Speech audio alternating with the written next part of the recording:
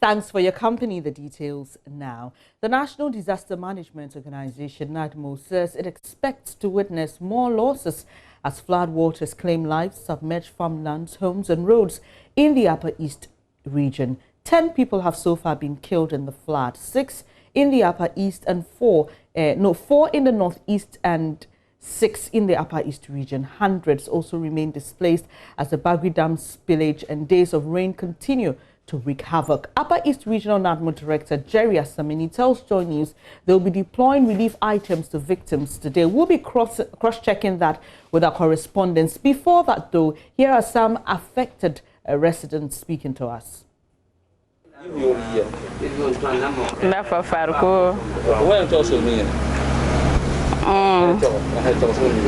My name is Atanga Vida. That was on Saturday around 4:30 to 5. We are sleeping in the night, midnight, when my mother just came out to urinate and she saw the water. So when she shouted, "Water, water," before we came out, water already entered our house. So to carry our things, our dresses, our mattresses, even our food self, the water took all away. We don't even have something to eat. We don't have a place to stay. We don't have food to eat, our clothes, our mattresses. So we are appealing the government to come to our aid and help us so that we get a place to stay. This woman like this, that day she was sleeping. Before she wake up, water already entered the compound. So all the buildings have collapsed. So we took her to this place so that we can manage, so that you people will help us, support us with anything. So where were you before the water came and flooded your place? We are sleeping. Which community? Anatim. Okay. Is it far from here? No, this community is Anatim. Is the house far from this place? No. It's this woman here, our house here. It's not far. So tell us, this facility that you are building, who owns this place? The NADMO people arrange with it's a filling station, and the NADMO people arrange with the person so that we can come and stay. So how do you cope up with the mosquitoes? Oh, it's not easy. It's not easy. Mosquitoes. In the night, we can't even sleep. So right now, what do you think you actually need right now to make you feel comfortable? You want to look for a place for you to stay? If you get a place, you should help us so that we do our houses and go and stay. So how many of you have been affected with the flooding, and how many of you are staying here? We are 3 houses. The other one is staying at the school there, and we the 2 we are staying here.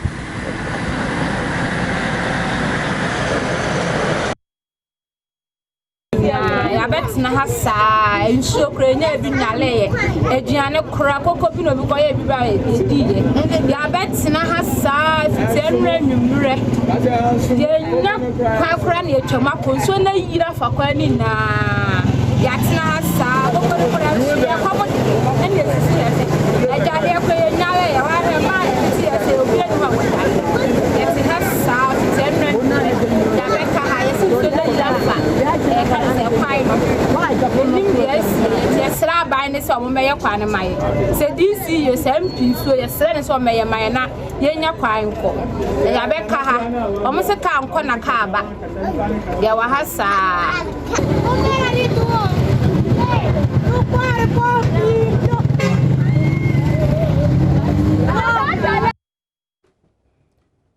So you heard there's some persons affected by the floods in the northern part of the country. Just before we came in the studio, a lady was complaining about the fact that they've been cut off, the roads have been cut off, and she's not able to continue with her journey. She's actually appealing for support, and she says they've been stranded for days. My correspondent, our correspondent Albert joins us shortly from the Upper East region. Hello, Albert, are you there? Yes, Dennis. Yes, there was a weather warning from the Ghana Meteorological Service this morning. We'll be bringing details of that later. But communities within your region were put on alert. Is it raining there? What's the weather condition? Yes, Dennis. It's been raining here for the last 1 hour. As you see just behind me, the place is full of water, and that is the situation. For the last 1 hour, there's been a very massive downpour once again, and this is further threatening to worsen the flood situation. Albert, when I came to you yesterday, fortunately, there were no casualties or deaths recorded. We were hoping it will stay that way. We received reports later in the day that some 4 persons had died in the Upper East region as a result of the flooding caused by the spillage of the Bagri Dam and the rains as you experience it now. Who are these people? Do we know their identities? NADMO did not really give us their identities. What they told us was that these 4 people include a woman and 2 children. The other person is a man who died while trying to cross a canal by the Tono Dam in Navrongo. So this is what we know of the persons who died. The death toll has stayed at 4 for now. We haven't heard from NADMO this morning because of the current situation. Again, they are trying to make sure that people stay safe. Yesterday, when we communicated with the NADMO director, what he told us was that for now, looking at the situation, what they are trying to do is to ensure that people are safe, first of all, before they concentrate on the other parts of, managing disasters, which will have to now do with supplying them relief and getting them places to stay. But already we have people who have been affected, who have had to leave their homes and seek shelter in uncompleted buildings and all of that. Albert, we were told that the relief items will arrive today. Any hints if that's still happening according to plan? Yes, NADMO has been distributing some relief items already. In the last 2 days, they distributed some items in the Boko West area as well as the Nabdam areas as well. But these were just items that will help the affected victims to manage for now. The director also told us that they are waiting for more relief, which should arrive from Accra. But because of the downpour, it's been very difficult to reach them. I'm sure they are busy trying to make sure that people are safe. So in the course of the day, we'll get some more updates from NADMO regarding how they are rescuing people. But he did indicate yesterday that one of the things they want to do, as far as the farmers are concerned, is that for now they cannot really do anything to help them because all the farms are completely submerged. So it is difficult to even quantify how much they have lost and all of that. So they are really counting on the water reducing in the course of the day. All right. In the course of the weeks, so that they will see how they can help these people. Albert, before I let you go, you've been trying to get us stories on this. How are you moving around amidst the flooded roads? Well, yes, I try to move around on my motorcycle. There are some places, in fact, NADMO has told us that we need to be cautious because a lot of the places are now very muddy. Some of the places are beginning to give way. Erosion has taken place in some areas as well. So they try to tell us to be careful because sometimes you know a place to be a very secure place, but then it is possible that the flood has affected the area and it is softer than it was before. So you could easily lose your foothold and hurt yourself. So we just try to be cautious in the midst of all of this. One other challenge is the fact that sometimes you get to a community, don't see anyone there. So I think that people are actually heeding to NADMO's warnings staying away from the farms for now. All right. But we are managing to get, yeah. Thank you very much, Albert, for bringing us updates of this devastating flood. But you stay safe for us. Let's stay in the Upper East region. Samuel Adawuni is an affected resident, and he joins the show to tell us his experience. Hello, Samuel. How are you doing? Yeah, hello. Hi, Samuel. How are you doing? Yeah, I'm doing well. Tell us what you've lost in the floods. Yeah, this year the flood has become more than ever. Places that you don't ever have seen flood, the flood has got that place. Tell us how you've been personally affected, Samuel. Yeah, all my farms have been affected by the flood, and I'm one of the mango farmers. Hello? Hi, Samuel, we can hear you, please. Yeah, I said I'm one of the mango farmers, and I'm not the only mango farmer. We have about 5 mango farmers in Balgo, where we don't expect water to reach there. The water has reached that place, and even it has flooded some of the mangoes. Currently, I even have a video clip, and my phone is on charge. After this, I can send it to you. All right. We'll be expecting that, and definitely we'll hear more from you as we focus on this particular incident. But let me bring you that weather warning shortly.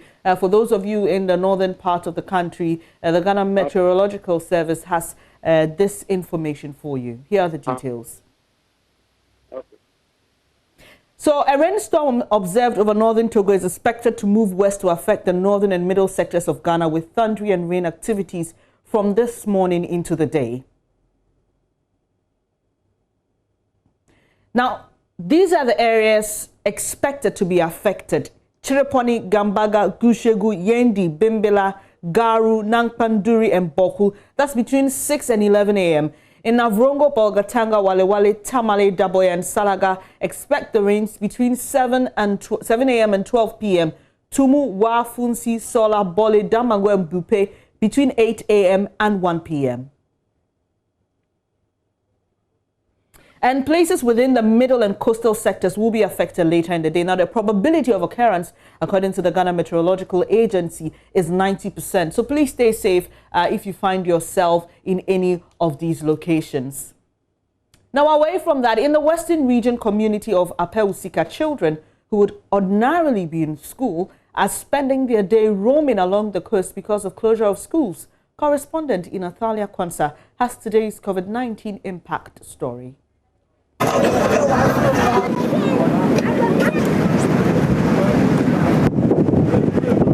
There's a boy whose mother was sick, and the mother was in the house. The child was given a breakfast in the morning. The child decided going to the grandmother. So the mother thought that would be safe.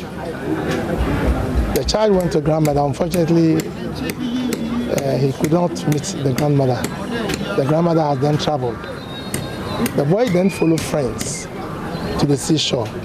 And the new civil defense wall and the harbor that is being built in Axim, the children went as far as to that area. And one of them, that boy in particular, fell into the sea. Nobody saw him. The children, the rest of the children ran. Seashores and schools have at least one goal in common. The shore keeps the sea at bay, and the school keeps children from loitering about. But with coronavirus pandemic resulting in schools closure, children have regained freedom to roam wild, playing catch me if you can with frustrated parents. Everywhere they should take care of the children, because I'm saying this because children will be playing. They might be going somewhere. It's dangerous. For me, I believe if the school is open, it's even better. I visited the coastal area of Apeusika and encountered several children of school-going age making daily decisions on how to spend their time. Spoiler alert: not many ventures were commendable. This year, we go school. Here we have from coronavirus. Why do you see in our life? It is a acquisition, don't be being. It was in Tinefi. Now, what's it in if you why there won't be? Either go ahead. I did that. Have you stand up? Campana Captain takes your married. Your man in Chabodo. Your bomb frango. Yes, so. What to school, but I will show you in town boys school. In the main school, can I have to school?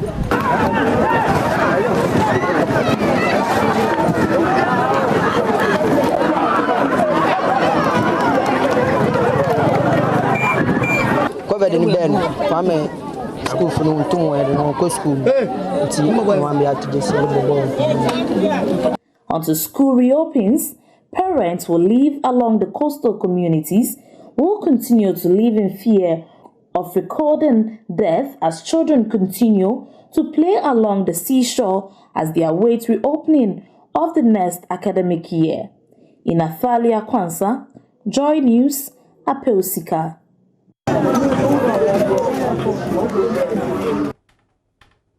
Now let's spend some more time on the impact of COVID-19 on school-going children. Policy research and advocacy organization Africa Education Watch is warning that more teenage girls are likely to get pregnant if schools remain closed. Now, government has already announced that pupils at junior high school 1 and below are to resume school in January 2021 due to the pandemic. The advocacy organization believes this could spell doom for young girls. Kofi Asare is executive director of that advocacy group, Africa Education Watch, and he joins us via Zoom with more. I've also got two parents who share their personal experience with us and, if they've been able to innovate in dealing with this particular situation. Dr. Benedict Yate and Madam Agnes Kudulu. Thank you for joining the program. Let me start with you, Mr. Asare. On what basis are you giving government this warning?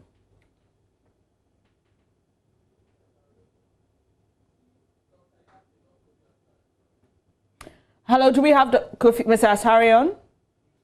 Okay, we don't have him here yet. But while I wait for Mr. Asare to join the program, let me come to you, Dr. Yate. So we have two stories here. One, young girls are getting pregnant. We are being warned of the numbers rising. On the other hand, school children are going to the beach. Unfortunately, we've recorded one fatality in the Western region. Share your personal experience with us, even as schools remain closed. How are you coping with your children? Well, thank you very much. A very good morning to those students. I think the pandemic really hit us at a time that no one expected. We all tried various ways to tackle. Children staying at home during the COVID situation. Whatever, no questions. Signs that an impact coronavirus may have adversely on them, and also the warning about teenage pregnancies that we're going to have. For me, as a parent, I'm a parent of 4 children. Since the outbreak, my children have been, virtually home. They've really enjoyed their summer term online. They participated in an online learning program from their school. And also, there are a few other things that I have personally encouraged them to do. For example, I always task them to make sure they read at least a chapter of a book, to practice a mathematical problem, and also to polish their talents. This is the time that I think when we as a family, we try to engage our children and encourage them to see what will really deepen their interest as far as their development is concerned. I think it will help. Seeing these children on the seashore, at the beach, I think one thing we need to look at as a nation is going back to the concept of community libraries, having volunteers who would now, put these children together, give them some academic assistance, as well as also engage them in the areas of their talents. I think that will help really manage the situation. You, Madam Agnes Kudolo, you are a teacher as well and a parent. Tell us how you've been coping since the schools have remained closed.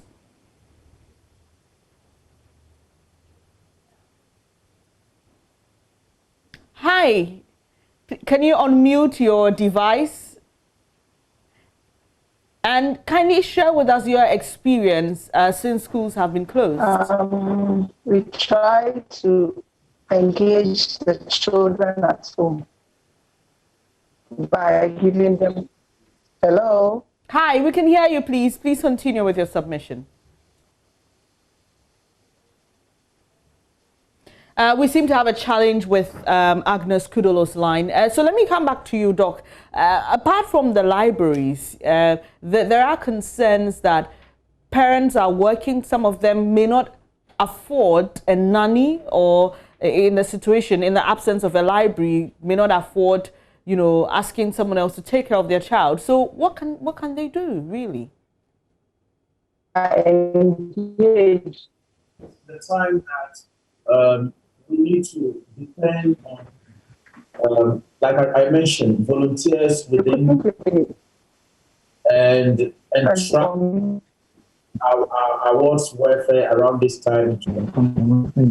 It's quite dicey because parents will go chasing after livelihood. They need to get the family, you know, supported. They need to work in various ways to get the family supported. So it is not that easy to just also say they're going to stay away from work and stay with the children.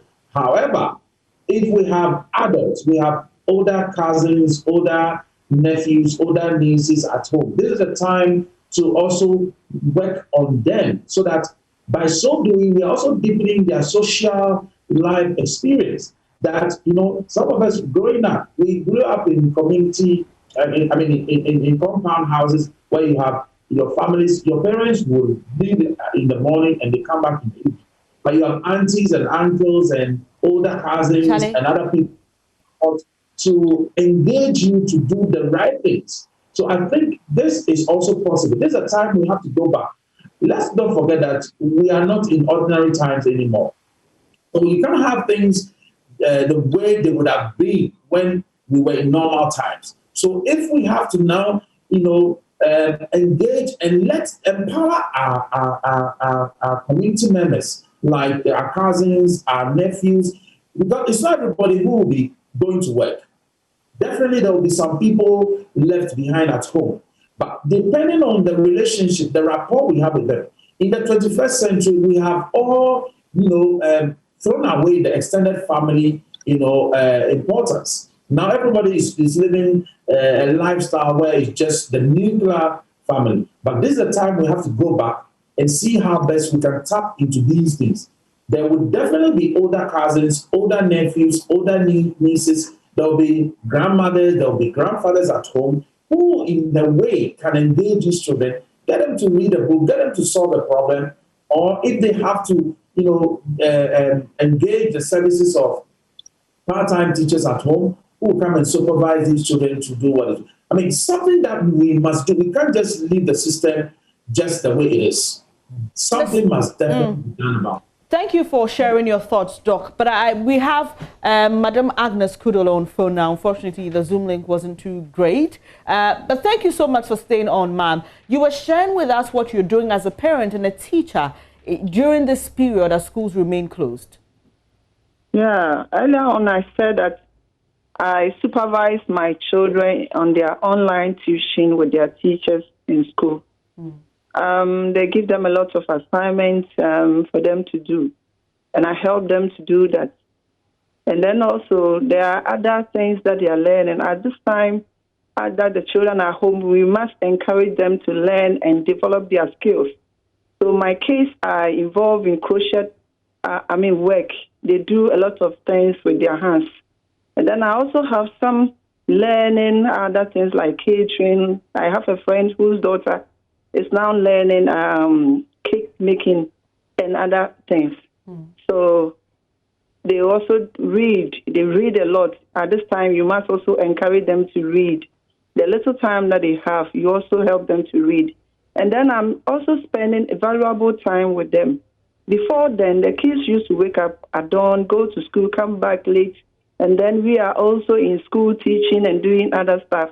But now that they are home, we have quality time together, and you help them, especially with the girls. You need to groom them, help them, take their mind off things that will not profit them. Especially, we are encouraging our girls to remain chaste. So you need to discuss with them the causes and effects of teenage pregnancy, how they should be mindful of the relationship that they have with their peers, especially the opposite sex. In mingling with them, you should let them know how they have to protect themselves from bad boys. Especially. All right, so you need to have quality time with them. You've shared with us the very ideal situation. Your children are having online classes. But like the story we just shared from the Western region, there are many children in this country who do not have access to the internet, and they may not even have their parents available as you are. You're also a teacher, and I'm sure you have students just like that whose parents may not have time for them due to the kind of work that they do, or may not have access to provide some of the things you're providing for your children. So how do they handle that situation? Or how do we as society handle the situation?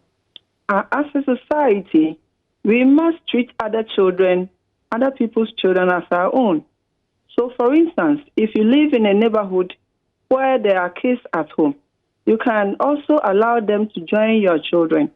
Especially if you don't have an online, tuition opportunity to do that. You can even teach them manually. Group them together, put a marker board, and then teach them. If you know how to at least read and write and do some simple mathematics and English language here and there. The youth in the church are also there to help the church members who are teenagers, who are children at home, by teaching them, some of the work that they do at home. And then if you are a youth in your community, you can, I know a gentleman who groups some of the children in one of the classrooms in the neighborhood and teach them. So I think the young people can also engage in that in order to help the children. That's a fine idea you shared there. It's in tandem with what Dr. Yate shared earlier about volunteerism. I'll have you hold on. Let me speak to Mr. Asari. He is Executive Director for Africa Education Watch, and they say that teenage girls are likely to get pregnant, or we're going to have more teenage girls getting pregnant as schools remain closed. Thank you for joining the program, Mr. Asari. So what is the basis for this warning you're sounding?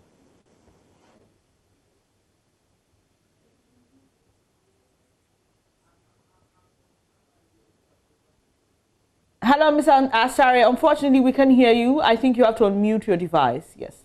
Yeah. Good morning. Can you hear me now? Yes, we can. Fantastic. Yeah, the basis is that prior to the escalation of the pandemic initially, immediately the pandemic started, we started reviewing literature, especially from other countries that have suffered pandemics of this nature or similar nature. And we discovered that in Liberia and Sierra Leone, post-Ebola in 2014, schools were shut down for about 8 months. And when schools reopened, about 20% of students did not return, majority of whom were girls. And the reasons were early marriage, pregnancy, and then economic reasons. So we started engaging stakeholders on how to make sure our girls are ready to return to school when school reopens.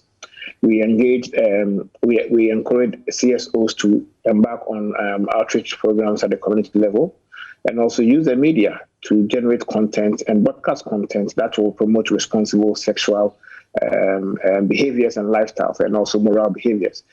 Unfortunately, the lockdown and its attendant closures of borders and restrictions didn't permit, a smooth rollout of such interventions.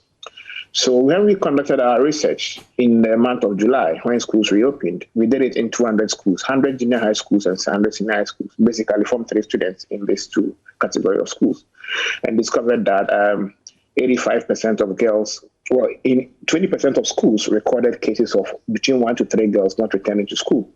And when we asked them why, they indicated that 85% the reasons was due to pregnancy and 25 due to marriage. We also were interested because we have a position on the re-entry of girls consistent with the position of the civil society community that when girls become pregnant, they should be allowed to re-enter school and complete their education after giving birth.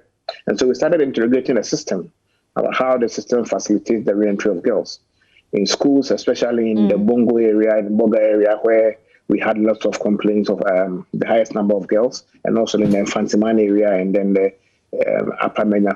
We realized that it was impossible to readmit students under the free senior high school system because the free senior high school gives a student a unique number, which is valid for only 3 years. After the 3 years, it expires.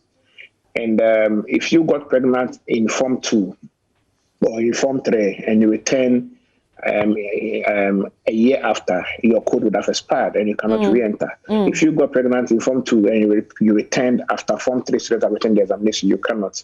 And if you got pregnant in Form 2, you couldn't come to continue Form 2. You only come and catch up with your colleagues who will be writing exams in Form 3, second term or thereabout. And so, apart from that, the system also centralizes admissions at the computerized level in Form 1. And so, it is not possible for school authorities to readmit in between. Interesting revelations you have there. So, Mr. Sarah, quickly and briefly, you've encountered teenage pregnancies. Were there any child marriage situations? Yes, we indicated that 25%, obviously, once they were students in junior and senior high schools, they are bound to be children, and 25% of those, especially in the Boga and the Bongo area. These are areas quite noted for child marriage and then teenage pregnancy. The Boga, Bongo area, the coastal belts, especially in Fantiman, and then also in the Manya areas. And so we're not surprised that the feedback from the schools we sampled in this area resonated with what has been established as flashpoint for early marriages and then teenage pregnancy. We would have to leave it here this morning, but thank you for your time once again. Kofi Asare is Executive Director of Africa Education Watch, and we've been talking about some findings they have on the impact of COVID-19 on pupils, especially girls, as schools remain closed. Earlier we heard from parents who are suggesting volunteerism to help deal with the impact of the closure of schools on school-going children. Away from that, a demonstration by a group calling itself Concerned Citizens of Achiman has come to a standstill in the Eastern region. Correspondent Maxwell Kudeko joins us with more. Maxwell, what halted the protest? Well, the demonstration is being led by Osabarima Okoji Oman Apejafori. He is from here, and then also the leader of the Amanto Miensa. This demonstration is a collaboration between the three Achim states, that is the Achim Abuapa, Achim Bosome, and Kotoku.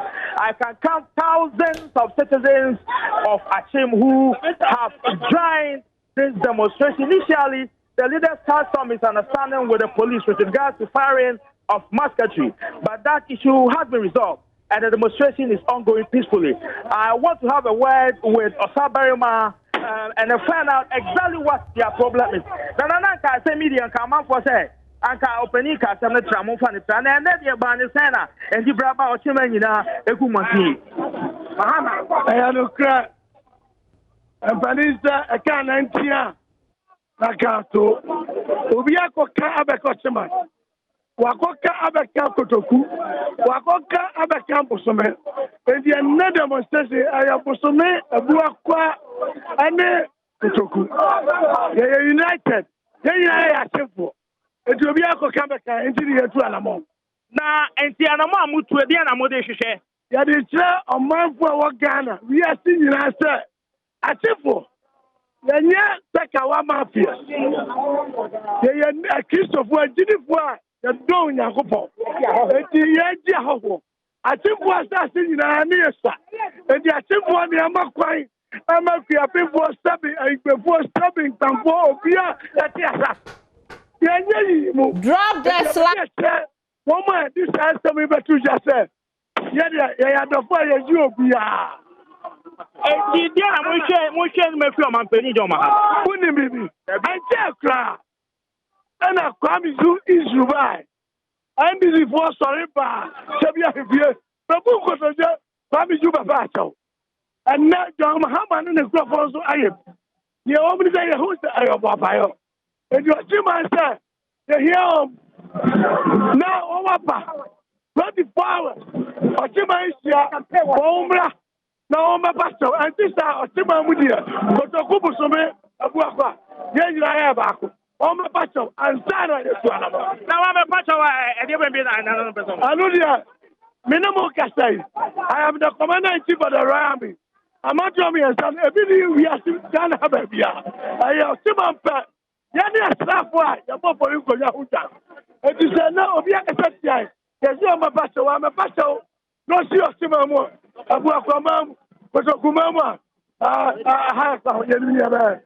that you heard from the leader of the Amman Province, Osabarima Apeja, man Apeja Fori. He simply trying to tell us that Achimad is not too happy with the comments by the president, former president John Dramani Mahama, describing Achim as Sakawa. I have with you one of the conveners of this demonstration, Mr. Archibald, Nana has spoken. What is the next line of action after this demonstration?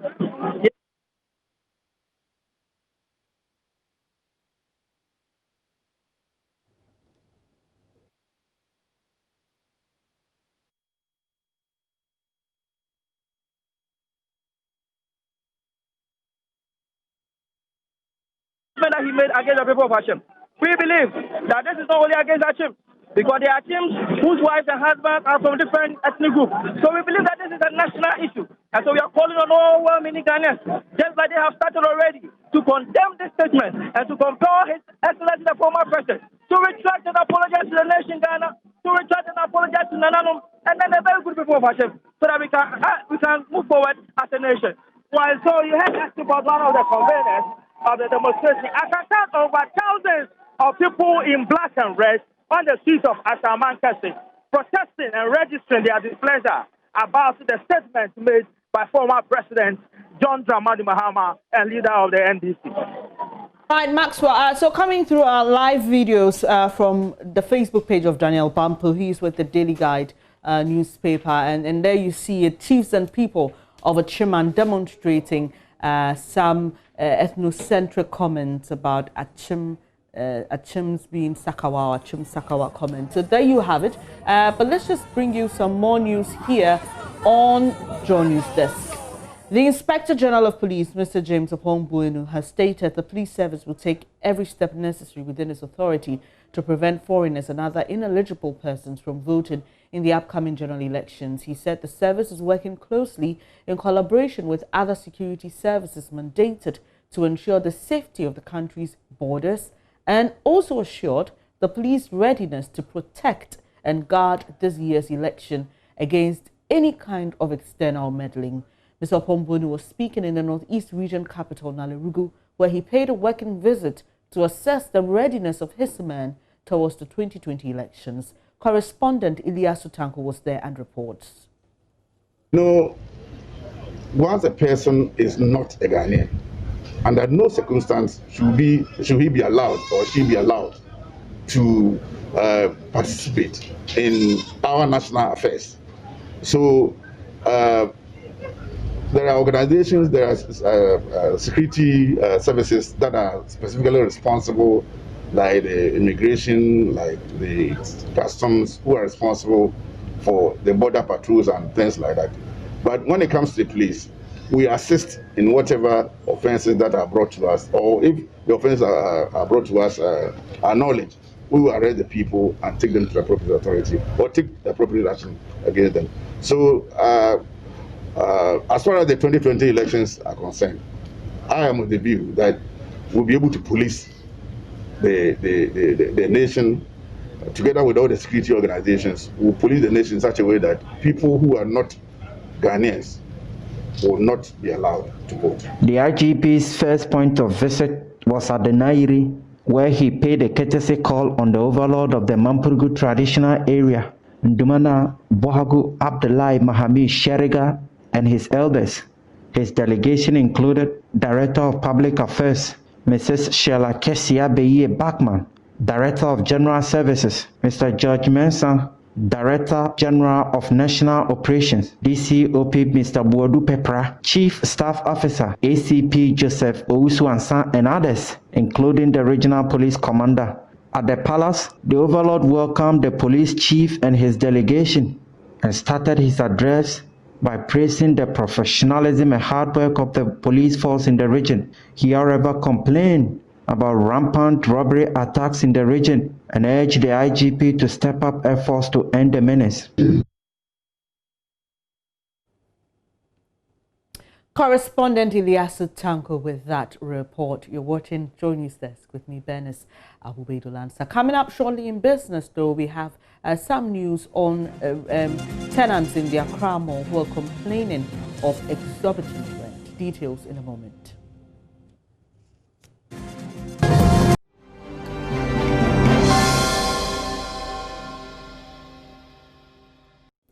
Hi, good morning. Welcome to business. My name is Darryl Kwao. The Registered Tenants Association of Accra Mall is expressing worry about the poor treatment by management, including inadequate compensation and exorbitant rent charges.